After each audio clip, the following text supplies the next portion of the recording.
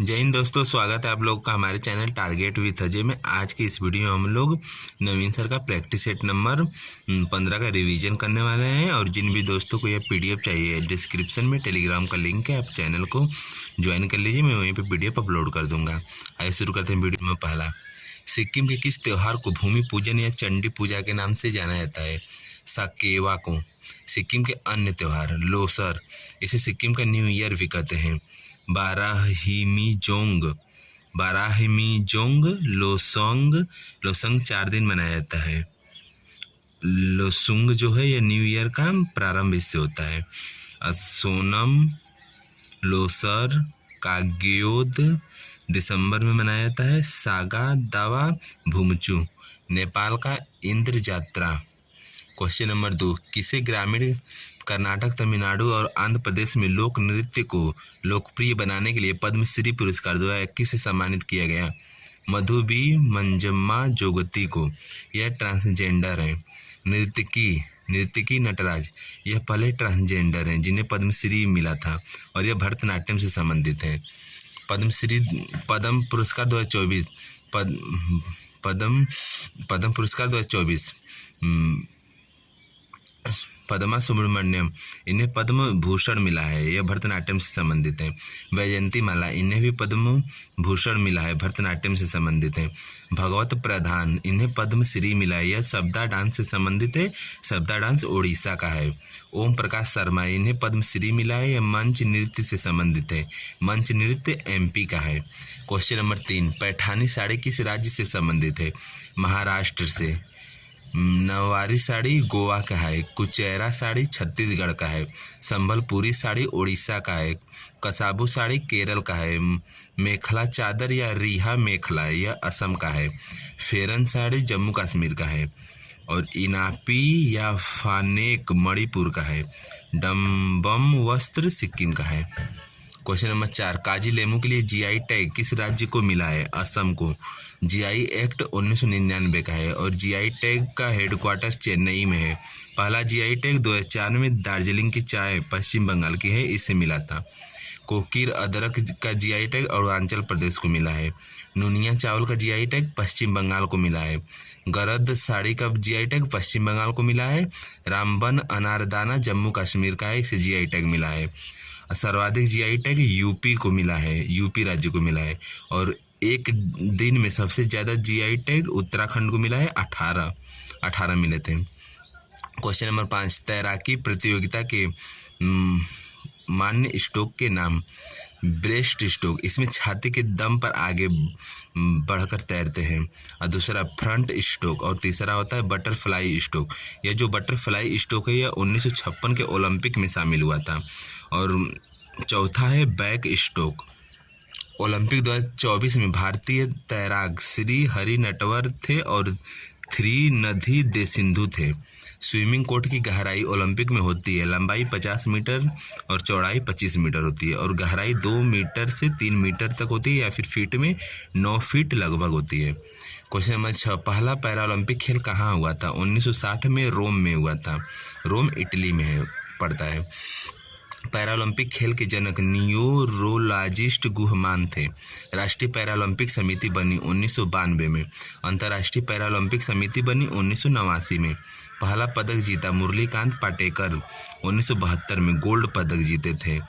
अब पहली महिला पदक जीती थी दीपा मलिक, रजत पदक जीती थी। पेरिस 2024 में भारत की रैंक 18वीं है। भारत 7 गोल्ड जीता था, 9 सिल्वर और 13 ब्रोंज, टोटल 29 पदक हैं। ध्वजवाहक उद्घाटन में सुमित अंतल और भाग्यश्री जाधव हैं। समापन में ध्वजवाहक प्रीतिपाल और हरविंदर सिंह हैं। क्वेश्चन नंबर 7, भारत के संविधान का अनुच्छेद 231 2 या 2 से अधिक राज्यों के लिए एक सामान्य उच्च न्यायालय स्थापित करने की शक्ति प्रदान करता है। यह किसे शक्ति प्रदान करता है? संसद को। क्वेश्चन नंबर 8, उच्च न्यायालय के न्यायाधीश के लिए योग्यता? पहला, वह भारतीय नागरिक हो। दूसरा, 62 वर्ष से अधिक आयु न हो। और तीसरा, न्यूनतम 10 वर्ष की न्यायिक सेवा या भारत में उच्च न्यायालय में अधिवक्ता हो। क्वेश्चन नंबर 9, ग्राम सभा के सदस्य होते हैं गांव के सभी निवासी जो मतदाता सूची में पंजीकृत हो। यह पंजीकृत हों। 18 वर्ष पर पंजीकरण होता है गाँव में। 61वां संविधान संशोधन 1989 का है। इसमें 21 वर्ष से उम्र घटा करके वोट डालने की उम्र 18 वर्ष कर दी गई थी। ग्राम प्रधान की आयु 21 वर्ष होती है और ग्राम पंचायत के सदस्य 7 से 17 के बीच में होते हैं। क्वेश्चन नंबर 10, मराठा शासन में सरदेश मुखी क्या था? राजस्व पर लगाया गया कर था। चौथ कर 1/4 या फिर 25% होता था और सरदेश मुखी जो टैक्स है यह 10% या 1/10 होता था। इसके समय पर मराठा शासन के समय पर राजस्व अधिकारी को कारकुश कहते थे और भूमि मापने में प्रयोग होता था काठी छड़ का प्रयोग किया जाता था और इनकी राजधानी रायगढ़ थी। 1674 में बनी थी। मंत्रिमंडल का नाम अष्टप्रधान था। अष्टप्रधान में शीर्ष पद पेशवा का होता था और पहले पेशवा बालाजी विश्वनाथ थे, फिर उसके बाद दूसरे पेशवा बाजीराव मस्तानी थे। क्वेश्चन नंबर 11, औरंगजेब ने मुकर्रब खान को किस मराठा शासक के विरुद्ध भेजा था? संभाजी के विरुद्ध भेजा था।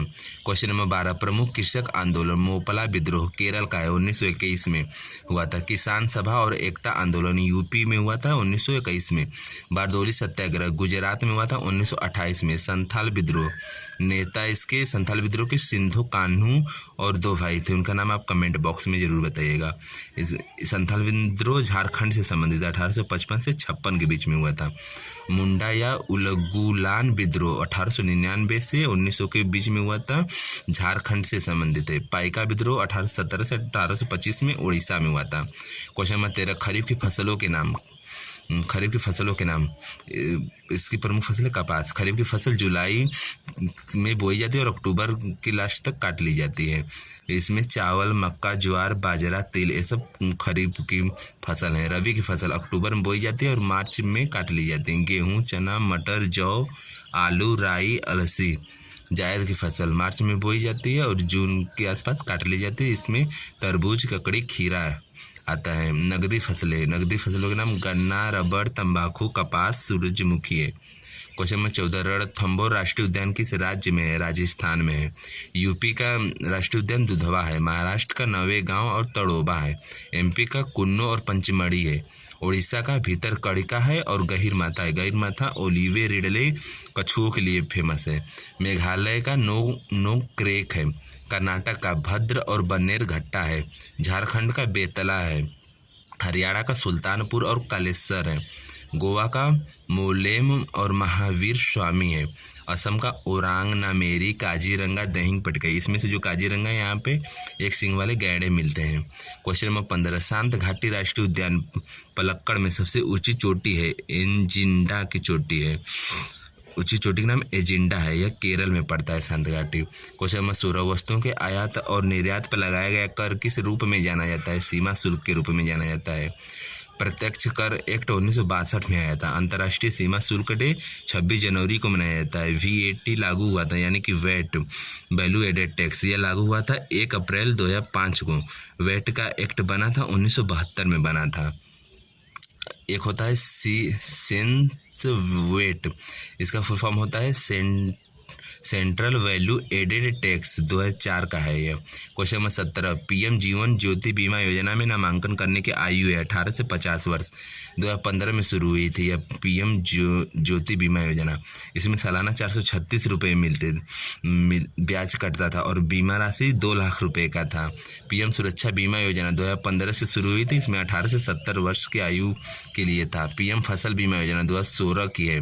PM किसान जन धन योजना 2019 की है। 18 से 40 वर्ष तक के व्यक्तियों को मिलता है। क्वेश्चन नंबर 18, सड़क पर चल रहे कार के पहिए के बारे में प्रमुख बातें।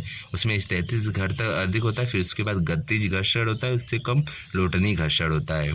घर्षण कम करने के लिए स्नेहक लगाते हैं, जैसे स्नेहक के एग्जाम्पल हैं तेल और ग्रीस। क्वेश्चन नंबर 19, अम्लीय वर्षा किसके कारण होती है? सल्फर डाइऑक्साइड और नाइट्रोजन डाइऑक्साइड के कारण होती है। अम्लीय वर्षा पर पहली रिपोर्ट आई 1972 में ट्राम्बे महाराष्ट्र में प्रकाशित हुई थी यह रिपोर्ट। क्वेश्चन नंबर 20, मानव शरीर में रक्त का शुद्धिकरण कौन सा अंग करता है? विक या किडनी? किडनी की इकाई नेफ्रॉन कहते हैं। इसका अध्ययन नेफ्रोलॉजी कहते हैं, किडनी के अध्ययन को। फेफड़ों का अध्ययन पल्मोनोलॉजी कहते हैं। किडनी काम नहीं करती है तो अपोहन या फिर डायलिसिस विधि का प्रयोग किया जाता है। किडनी का कार्य, यह आरबीसी के उत्पादन में मदद करता है। बीपी को नियंत्रित करता है किडनी, और कैल्शियम को नियंत्रित भी करता है किडनी। किडनी से ही एरिथ्रोपोइटिन हार्मोन निकलता है। हम लोग प्रैक्टिस सेट का रिवीजन हो गया। हम लोग मिलते हैं नेक्स्ट वीडियो में। धन्यवाद। वीडियो कैसा है कमेंट में ज़रूर बताइएगा।